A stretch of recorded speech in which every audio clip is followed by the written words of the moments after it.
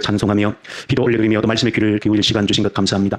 오늘은 특별히 또 석가 탄신 일을 해서 수많은 사람들이 진리가 아님에도 생명이 없음에도 그 길을 걸어가는 수많은 사람들을 바라보는 이 답답한 마음의 하루를 저희들이 보냅니다. 아버지 하나님, 생명을 가지고 있고 진리를 붙들고 있는 저희들이 내가 가진 것이 참 진리이며 참 생명임을 밝히 증거할 수 있는 우리의 소명을, 우리의 사명을 온전히 감당할 수 있도록 도와주옵소서. 여기에 진리가 있음을, 여기에 생명이 있음을 모든 사람들에게 정확히 알릴 수 있는 저희들 되게 하여 주옵소서. 아버지 하나님, 교회가 받은 사명, 이 땅에 하나님의 교회들이 받은 사명을 온전히 감당해낼 수 있도록, 어둠 속에 헤매는 자들을 온전히 빛으로 인도할 수 있는 저희들의 사명을 감당할 수 있도록 은혜를 베풀어 주옵소서. 이 지역에 주님의 교회를 세우신 그 뜻을 온전히 감당해내는 주님의 교회, 이 지역을 책임지는 영적 빛의 사명을 감당하는 주님의 교회로 온전히 세워주시옵소서. 우리 모든 간절히 부르짖는 새벽에 저녁마다 부르짖는 간절한 기도의 제목들을 우리 하나님 들으시고 언제나 응답하시옵소서. 간절히 바라옵기는 지금도 살아계셔서 우리를 통해 역사하시는 하나님을 밝히 증거하는 저희들 되게 하시옵소서. 우리를 통하여 하나님의 뜻을, 하나님의 능력을 나타내시옵소서. 오직 성령 충만한 그 약속을 붙들고 아버지여 기도드리오니 성령으로 인도하셔서 그 약속된 성령으로 충만케 하셔서 대각성의 회개 운동이 우리 가운데 일어나게 하시옵소서. 그리함으로 저희들이 부흥을 경험하는 세대가 되어져서 다음 세대를 세워갈 수 있는 그 사명을 우리가 감당할 수 있도록 도와주시옵소서. 우리 모든 제목들 가운데 특별히 육신의 연약함으로 인하여서 질병 가운데 부르짖는 간절한 제목들 들으시고 우리의 질병을 우리 주님 이 시간도 어루만지사 치료하여 주시옵소서. 감사합니다. 우리 주 예수님 이름으로 기도 올려드립니다. 아멘.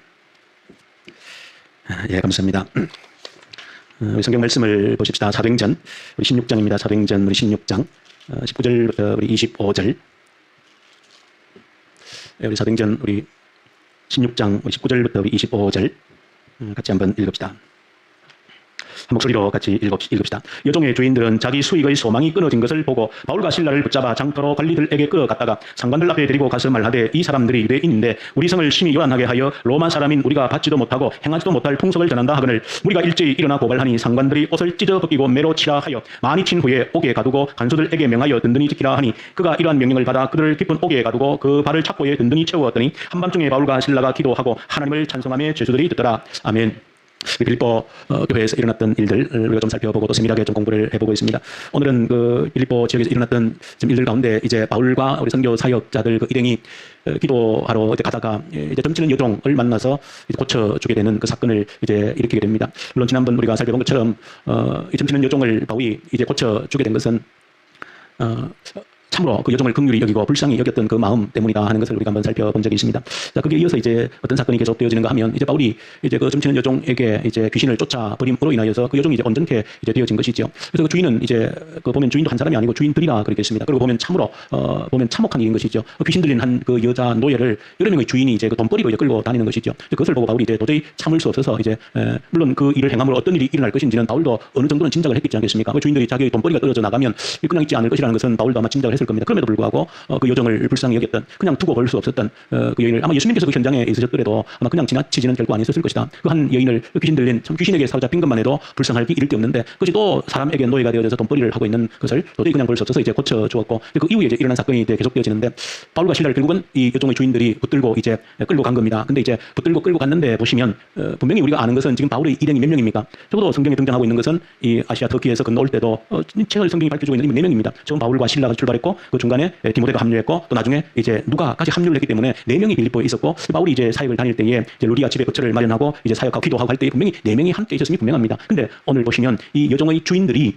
이제 잡아갔는데 누구만 잡아갔습니까? 2명만 잡아간 겁니다. 누구를? 바울과 실라만 잡아갔다는 겁니다. 누가 빠졌습니까? 함께 있었던 일행인데 디모데하고 누가는 빠져버린 겁니다. 그래서 그냥 지나치면 뭐 그럴 수 있겠다 하지만 그러나 여기도 자세히 들여다보면 분명히 이유가 있는 겁니다. 왜 4사람 가운데 바울과 실라만 붙잡아 갔는가 하는 겁니다. 만약에 우리가 추측해보면 귀신을 쫓아낼 때 주도적인 사역을 누가 했겠습니까?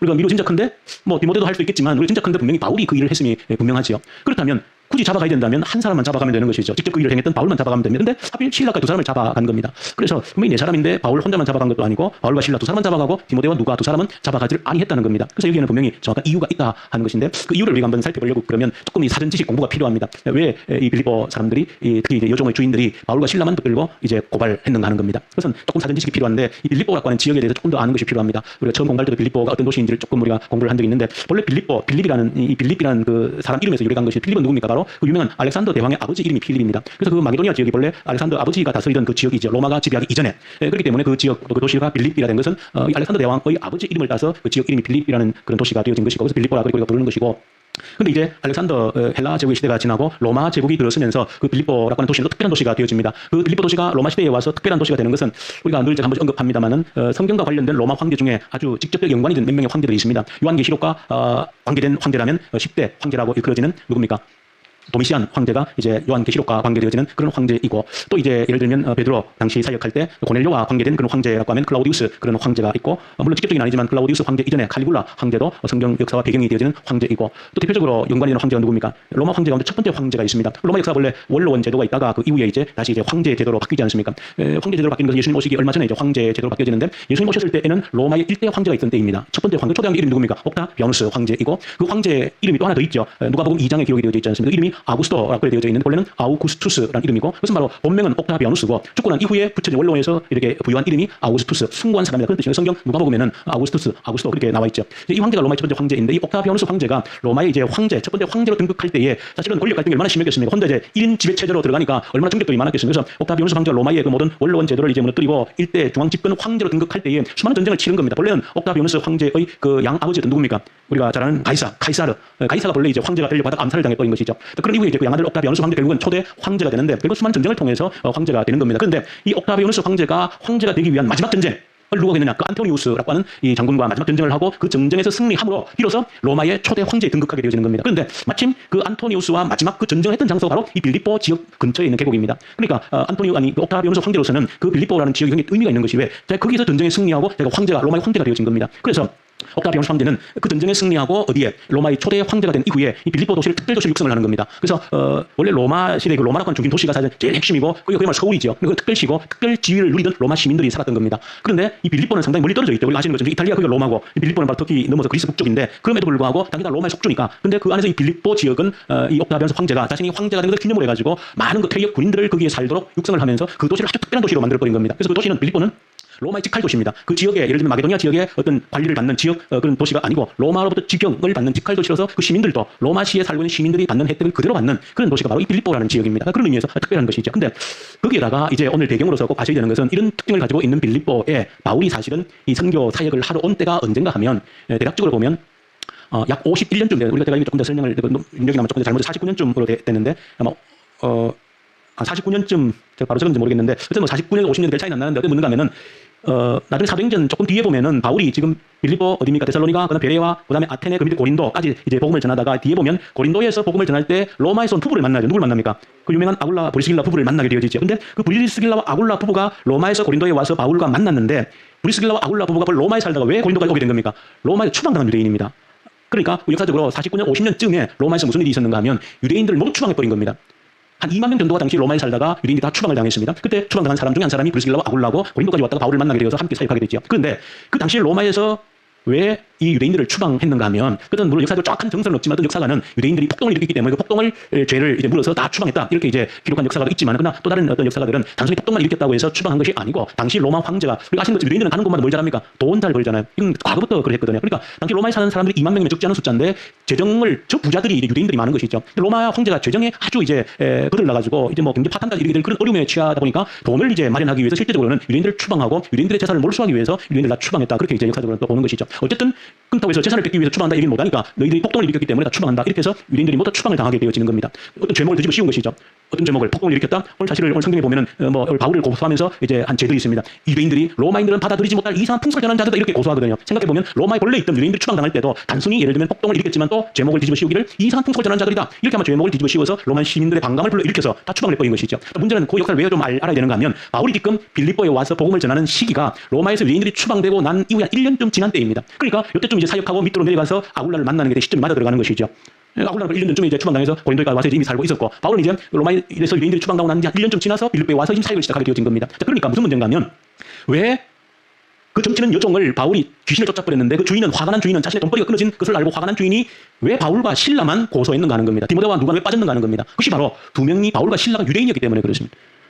실라도 예루살렘 출신이고 바울도 예루살렘 출신이고 유대인인 것이죠. 그런데 아시는 것처럼 누가는 이방인입니다. 유대인이 아닙니다. 디모데도 누구는 어머니는 유대인 빚도 아버지 유대인이 아닙니다. 그래서 할례까지 받도록 그런 게 나오잖아요. 그러니까 디모데도 보면 정통 유대인이 아닌 겁니다. 그러니까 이 여종의 귀신들인 여자의 주인들이 바울과 실라만 고소를 한 것은 바로 바울과 실라만이 정통 유대인이었기 때문이다. 왜 정통 유대인인 이 두 사람을 고발했는가? 말씀드린 것처럼 빌립보라는 도시 자체가 로마시와 직할시입니다. 그러니까 로마 시민과 똑같은 사람들이 살고 있는 겁니다. 그러니까 빌립보 시민들, 로마 시민들은 자부심이 강한 로마 시민들은 1년 전에 있었던 로마에 있었던 유대인들 추방을 다 알고 있는 거죠. 왜 로마인들이 로마에서 유대인을 추방당했는가? 폭동을 일으켰다. 이상한 풍속을 전한다. 아주 사회에 악을 만드는 자들이다. 그래서 로마에 다 쫓겨난 무리들이 유대인이라는 겁니다. 이걸 갖다가 빌립보에 사는 유대인들도 정확히 알고 있었던 것이죠. 그러니까 이 점치는 귀신 여종들인 이 주인들은 굉장히 교활하고 사악한 자들인 것이죠. 그러한 빌립보 시민들, 빌립보에 사는 로마 시민들의 심리를 정확하게 이용을 하는 겁니다. 지금 이 빌립보 사는 유대인, 이 로마 시민들은 1년 전에 로마에 있었던 그 사건을 너무 잘 알고 있었기 때문에 똑같이 유대인들에 대한 반감을 가지고 있었던 겁니다. 그러니까 쉽게 얘기하면 로마의 경제 파탄의 원인이 유대인들이고 모든 악한 일을 만드는 것이 유대인들이고 이상한 풍속을 전하는 게 유대인들이고 그리고 모두 폭동을 주도하고 사회를 어지럽게 하는 자들이 유대인이라는 겁니다. 그 모든 죄를 뒤집어 씌워버린 것이죠. 그걸 잘 알고 있었던 이 여종의 주인들은 어떻게 해야 원래는 바울과 실라가 그런 죄를 지은 것이 아니고 자기 돈벌이가 끊어진 것인데 이 자들을 내가 돈벌이가 끊어졌다고 내 여종이 귀신 들렸는데 귀신들이 내 여종을 고쳐주었다고 고발할 수는 없는 일이잖아요. 그러니까 자신의 탐욕은 숨기고 이들을 고발을 해야 되겠는데 고발하기 위해서 어떻게 이 로마 시민들의 적개심을 자극해야 되는 겁니다. 그 적개심을 자극하기 가장 좋은 것이 이들이 유대인이다 그러면은 일단 이 사람들 시민들의 분노를 그냥 가지고 들어가는 겁니다. 그래서 오늘 성경 자세히 보시면 이제 바울과 실라를 끌고 어디로 갑니까? 장터로 간다 했는데 장터라고 하는 것은 우리가 여기 장터가 되어 있지만 제가 유인물에 써놨는데 그냥 장터라 했지만 원래 단어가 아고라라고 하는 곳입니다. 원래 원문이 아고라 좀 한번 들어보셨죠? 아고라가 뭔가 하면 장터도 맞습니다. 시장터이면서도 당시 아고라는 사람들이 모이는 장터이면서 그게 재판소입니다. 사람들이 모이는 재판소이고 또 거기가 민회 어떤 요즘 같은 지방 의회처럼 그런 민회를 회의를 하는 장소가 아고라이기도 합니다. 그게 재판적인 겁니다. 그래서 장터로 끌고 간 겁니다. 그래서 장터로 재판정으로 아고라로 바울과 실라를 끌고 가서 첫 번째 외친 것이 뭡니까? 이 유대인들이 그렇게 하는 거야. 그게 딱 드러나는 것이죠. 그러니까 많은 아고라에 있는 장터에 있는 로마 시민들에게 적개심을 자극할 수 있는 첫 번째 조사가 이들은 유대인이다라고 각인시키는 것이 첫 번째라는 겁니다. 그래서 그 다음에 뭐라고 합니까? 이 유대인들이 로마 시민들은 받아들이지도 못할 풍속을 전한다. 이렇게 이제 거짓 선동을 하고 있는 것이죠. 이런 배경을 알면 이 여종의 주인들이 왜 4명 가운데 바울과 실라만 끌고 갔는가 하는 것을 정확하게 이해를 할 수가 있는 것이죠. 그래서 이 집주인들은 그야말로 탐욕에 사로잡혀서 자신의 탐욕을 위해서라면 어떤 일도 할 수 있다는 것이고 그래서 그 빌립보에 사는 유대인들의 적개심을 부추기기 위해서 바울과 실라를 이제 끌고 아고라로 데리고 갔다는 겁니다. 여기서 오늘 우리가 한 가지 주목해서 보려고 하는 것은 22절입니다. 22절에 뭐라 되어 있는가 하면 무리가 일제히 일어나 고발하니 그렇게 되어져 있습니다. 무리가 일제히 일어나 고발을 했다. 그렇게 되어져 있습니다. 이걸 여러분들 오늘 좀 기억하고 가슴에 새겨야 될 내용입니다. 상황이 이제 좀 이해가 되시죠? 이 점치는 여종의 주인들이 바울과 실라를 고소하면서 이제 자신들의 탐욕을 숨기고 어쨌든 로마 시민들의 적개심을 일깨워서 이제 군중이 분노하면 재판이 이기는 것이거든요. 사형도 되는 것이 옥에 가는 거 되는 거기 때문에 일단 군중들의 이 마음을 얻어야 되는 겁니다. 그래서 이제 그 군중들의 마음을 선동하기 위해서 유대인이다라고 했고 있는 것처럼 또 그들의 민중들의 마음을 더 선동하기 위해서 이들이 많은 자들이다. 로마 시민들 우리가 전혀 받아들이지 못할 이상한 풍속을 전하고 이 도시를 어지럽히는 자들이다. 마치 이제 1년 전에 로마에서 있었던 그 유대인 추방 사건을 사실 그대로 재현하는 것 같은 그런 모습을 들추어내는 겁니다. 자, 그런 상황이 진행되는데 22절에 뭐라 그럽니까? 처음에는 여종의 주인들이 몇 명인지 모르지만 2-3명의 주인들이 고발했는데 22절에 보면 무리가 일제히 일어나 고발했다고 그랬습니다. 그러니까 이것은 마치 우리가 어떤 연상을 하면 되는가 하면 예수님을 십자가에 못 박을 때 누가 못 박았습니까? 무리들이 못 박은 겁니다. 빌라도가 예수를 사형장에 사형틀에 내어준 거 다른 데 있지 않습니까? 군중들이 외쳤기 때문입니다. 모두가 예수를 십자가에 못 박으러 외쳤던 것이죠. 그러니까 빌라도가 그 군중들, 백성들을 거역할 수가 없어서 반란, 밀란 일어날까 싶어가지고 예수를 십자가에 못 박으러 내어준 것이거든요. 그러니까 오늘 보면 군중들이 일제히 일어나 함께 고발했다는 겁니다. 그러니까 이 여종들의 주인이 고발하고 그 모인 아고라에 모인 시장터에 모인 많은 사람들을 선동하는데 성공했다는 겁니다. 그 선동당한 군중들이 뭐라고 그럽니까? 마치 예수를 십자가에 못 박으라는 것처럼 저들을 이제 예를 벌을 주라, 아니면 감옥에 가두라, 아니면 매를 치라, 아니면 처형을 하라 이런 식으로 군중들이 선동되어서 이제는 모든 시장에 모인 군중들이 함께 모였다는 겁니까? 고발을 했다는 겁니다. 자, 그래서 오늘 저 여러분들 한 가지 주목하는 것은 이 군중이라고 하는 것이 얼마나 무서운가라고 하는 것을 저 여러분들이 기억을 하셔야 되는 겁니다. 역사를 볼 때도 그렇고 지금도 마찬가지입니다. 이 군중이라고 하는 것은 언제나 선동되기 쉽다는 것을 여러분들이 아셔야 됩니다. 그런데 이 군중들이 오늘 성경에 보시는 것처럼 이렇게 귀신 들린 여종의 주인들에게 선동당했는데 분명히 우리가 보시는 것처럼 거짓이죠. 거짓입니다. 거짓이고 아주 그럴싸하게 그 로마 빌립보 시민들이 선동당할 수 있도록 꾸며낸 거죠. 이미 좋지 않은 감정을 가지고 있었고 거기에다가 이제 똑같이 이상한 풍속을 전한다 선동을 해댄 것이죠. 그런데 군중들이 그런 말을 들었을 때 일방적으로 그 말을 들었을 때에 이 바울과 실라는 만약 로마인이다 그랬으면은 바로 또 하지를 못했을 겁니다. 그러면 저 사람들의 말도 들어봐야지 아마 그랬을지도 모르겠는데 유대인이라는 건 말 때문에 아예 그 사람들의 바울과 실라의 말은 털려하지도 않은 것이죠. 그러면서 진실에 대해서는 알려고 하지도 않은 채 그대로 선동된 상태에서 그들을 이제 이런 벌을 주라, 처형하라, 옥에 가두라 이렇게 외쳤다는 것을 그대로 보여주고 이 군중들이라는 겁니다. 군중이 무서운 것은 이처럼 선동을 당하기 쉽고 선동당한 군중이라고 하는 것은 역사가 보여주는 것은 뭔가 하면 이 선동당한 군중이 무서운 것은 곧바로 무서운 통력을 변한다는 겁니다. 이걸 여러분 잘 아셔야 됩니다. 이거는 과거의 역사만 아니고 지금 현재도 마찬가지 앞으로도 이런 일들이 우리 가운데 얼마든지 일어날 수 있다는 것을 아셔야 됩니다. 우리가 살고 있는 역사 지금 현재도 이런 일들이 일어나고 있습니다. 군중은 선동되기 쉽다는 겁니다. 어디에 진실에 선동되는 것이 아니고 거짓에 선동되기 쉽다는 거예요. 그 선동된 군중은 곧바로 무서운 통력을 변한다는 겁니다. 근데 문제는 군중 속에 포함되어져 있는 이 군중이라고 한 덩어리는 무엇을 모르냐? 도덕 감각이 상실되어진다는 겁니다. 그것이 더 무서워. 그래서 무서운 폭력으로 변하는 겁니다. 함께하기 때문에 그것이 곧 진리고 정의라고 순간적으로 이렇게 자기 자신을 합리화해 버리는 거예요. 군중이 무서운 이유가 거기 있는 양심이 사라져 버려요. 왜? 함께 덩어리로 움직이기 때문에 그 자체가 양심이 마비를 시켜 버리는 겁니다. 근데 왜 그렇게 우리 군중을 무서워해? 나도 그런 군중 속에 얼마든지 휘말려 들어갈 수 있는 존재이기 때문에 그렇습니다. 여기에 휩쓸려 들어간 군중들이 특별한 사람들이 아닙니다. 저와 여러분들도 얼마든지 군중 속에 빨려 들어갈 수 있는 존재이기 때문에 그런 거예요. 역사도 대표적으로 보면 우리가 잘 아는 대로 이 군중, 제일 무서운 군중들이 누굽니까? 바로 우리가 너무 잘 아는 뭐 2차 세계대전 때 나치, 독일 시민들이 다 군중인 겁니다. 히틀러 혼자가 나쁜 게 아니에요. 히틀러 한 사람의 나쁜 독재자가 아니라 당시 독일 국민의 99%가 다 지지했던 사람입니다. 군중이다. 선동된 군중들입니다. 그 선동된 군중들이 대표적으로 그 유대인들 600만 명이 죽인 거예요. 히틀러 혼자 나쁘다고 그러지만 누가 죽였습니까? 그 독일 사람들이 다 죽인 겁니다. 히틀러 다 혼자 죽인 게 아니잖아요. 선동된 군중들이 죽인 겁니다. 그러니까 거짓의 군중은 선동되기가 너무나 쉽다는 겁니다. 선동된 군중들은 무서운 폭력으로 금세 변한다는 겁니다. 근데 무서운 폭력을, 살인을 자행하고 살육을 하고도 그 도덕적으로 마비가 되어버린다는 거예요. 왜? 함께하기 때문에. 함께하는 것이 정의가 되어버리고 도덕이 되어버리기 때문에 나쁘다고 생각을 안 하는 거. 그래서 더더 무섭고 폭력이 잔인하게 되어지는 겁니다. 그런데 역사상에 나치뿐 아니라 수많은 나라 가운데서 일어난 일들이죠. 군중은 선동되고 선동된 군중들은 무서운 폭력으로 변한다. 그게 중국에서는 66년부터 76년까지 뭡니까? 문화대혁명이라는 겁니다. 아버지가 자식들이 아버지를 죽이는 일을 스스로 저지르는 겁니다. 선동된 젊은 아이들이 서슴없이 그런 일을 저지르는 거예요. 왜? 함께 군중이 되어버리면 양심이 도덕이 마비가 되어버립니다. 자기 아버지, 자기 부모를, 자기 스승을 고발하고 죽이면서도 양심의 가책이 없는 겁니다. 그 군중의 무서운 힘이라고 하는 겁니다. 양심을 도덕을 마비를 시켜버리는 겁니다. 군중 속에 들어가 버리면. 왜? 군중 속에서는 나라권 개인이 상실되어버립니다. 나라권 개인이 상실되고 군중 속에 나를 묻어버리는 거예요. 그래서 무서운 겁니다. 근데 그 군중 속에 들어간 자들은 무식한 사람들이 아닙니다. 무식한 사람들이 지금 거기 아무리 지식이 많아도 얼마든지 군중 속에 휘말려 들어갈 수 있다는 것을 아셔야 됩니다. 그래서 군중이 이렇게 무섭구나. 군중은 이렇게 언제나 무서운 폭력으로 변하는구나. 결국은 이 군중들이 외치니까 바울과 실을 바로 감을 가둬버립니다. 물론 이제 아무 사건 나오고 있지만은 바울이 참 기도하면서 이제 거기서 뭐 이렇게 하고 이제 간수 전도하고 나중에 바울이 그랬죠. 내가 로마 시민이다 그랬죠. 로마 시민을 이렇게 재판도 정식으로 하지 않고 감을 가두느냐 이렇게 하면 막 항의를 하지 않는 나중에 나오죠. 그런데 이렇게 재판도 제대로 거치지 않고 감옥에 바로 이렇게 늘 있었던 것은 군중의 힘인 겁니다. 그러니까 여종의 주인들은 이 군중을 이용할 수 있는 아주 교활한 사람들이었다는 것을 보여주는 것이죠. 근데 문제는 여러분들도 언제나 그 군중이 되어줄 수 있다는데 그런 위기감을, 경각심을 가져야 되는 것. 그러면서 여러분들 보면 결론적으로 우리가 어떻게 하면 군중의 함정에 빠지지 않을 것인가라는 것이죠. 어떻게 해야만이 이 군중의 위험 속에 우리가 빠져들지 않을 수 있는가 하는 겁니다. 많이 배운다고 빠지지 않는 거 아닙니다. 아무리 많이 배워 지식이 많아도 군중 속에 얼마든지 함몰되고 빠질 수 있다는 겁니다. 방법은 유일하게 한 가지밖에 없습니다. 그게 바로 우리 기독교, 그리스도인들의 가장 중요한 힘인 겁니다. 뭔가 하면 우리 신앙 그리스도인이라고 하는 것은 하나님 앞에 내 자신 개인을 홀로 세우는 훈련인 겁니다. 하나님 앞에 나를 홀로 세우는 그 훈련만이 군중의 함정에서 우리를 빠뜨리지 않게 하는 유일한 힘이라는 겁니다. 그러니까 그리스도인들이 할지라도 하나님 앞에 내 자신을 홀로 세우는 그 훈련이 없이는 언제라도 군중의 함정 속에 내 자신도 빠져들 수 있는 겁니다. 하나님 앞에 나를 홀로 세운다라고 하는 것은 하나님 앞에 홀로 진실을 찾아갈 수 있는 훈련이 되어진다는 의미가 되는 겁니다. 누구에게 선동당하지 않는다는 것은 하나님 앞에 나를 훈련시키는 그 훈련이 된 자만이 군중 속에 휩쓸리지 않고 선동당하지 않을 수 있는 사람이 되어지는 겁니다. 그 외에는 방법이 없습니다. 사람은 본능적으로 군중 속에 빨려 들어가게 되어져 있습니다. 그래서 자신을 함몰시켜 자신을 군중 속에 들어가면 내가 없어지는 겁니다. 진실을 찾으려고 하지 않습니다. 군중이 진실이고 사실이 되어버리는 겁니다. 자, 그래서 저 여러분들 이런 군중이라고 하는 본문에 보시죠. 무슨 폭력으로 금세 변하는 군중들, 거짓에 선동된 군중들이 금세 폭력으로 변하는 이 모습을 보면서 저 여러분들이 여기에 나도 얼마든지 이런 위험성을 가지고 있는 인물이라는 것을 아셔야 됩니다. 이런 것들이 크게 작게 다 나타나는 거예요. 크게 보면 이 나라 전체적으로 어떤 정치 현실에서 군중이라고 하는 이 군중 문화, 어떤 조금 폭되게 표현하면 떼거리 문화가 있는 것이고, 작게는 어떤 회사 안에도 그룹 안에도 다 그런 떼거지 군중 문화가 있는 것, 교회 안에도 있는 겁니다. 교회 안에도 있는 겁니다. 그러니까 교회 안에서도 자신을 하나님 앞에 홀로 세우는 이 훈련이 철저하게 되어 있지 않으면 언제나 선동되어질 수 있는 겁니다. 거짓에 그것도 선동되어지는 겁니다. 진실에, 진리에 선동되는 것이 아니고 언제나 거짓에 선동되어진다는 겁니다. 그러니까 함께 군중이 때가 되어져 버리면 자신의 개인의 도덕성을 상실해 버립니다. 그것이 무섭게 나타난다는 것을 아셔야 돼요. 그러니까 이런 군중의 함정에 빠지지 않는 유일한 길은 내 자신을 언제나 매일처럼 하나님 앞에 홀로 세우는 그 훈련밖에 없는 겁니다. 하나님 앞에 나를 홀로 세우는 겁니다. 거기에서 진실을 찾아가려고 하는 노력을 하는 것이, 진리를 찾는 노력을 하나님 앞에서 홀로 하는 존재가 우리 그리스도인인 겁니다.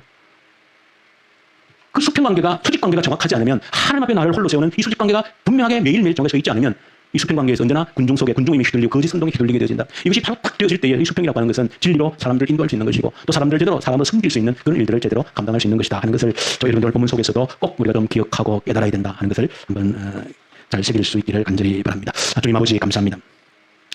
우리가 진리 앞에, 하나님 앞에 우리 자신을 홀로 세우는 끊임없는 훈련과 연습이 없이는 언제나 거짓에 선동당할 수 있다는 사실을 깨닫게 하여 주시옵소서. 감사합니다. 예수님 이름으로 기도 올려드립니다. 아멘. 하늘에 계신 우리 아버지, 아버지의 이름을 거룩하게 하시며 아버지의 나라가 오게 하시며 아버지의 뜻이 하늘에서와 같이 땅에서도 이루어지게 하소서. 오늘 우리에게 일용할 양식을 주시고 우리가 우리에게 잘못한 사람을 용서하여 준 것 같이 우리 죄를 용서하여 주시고 우리를 시험에 빠지지 않게 하시고 악에서 구하소서. 나라와 권능과 영광이 영원히 아버지의 것입니다. 아멘.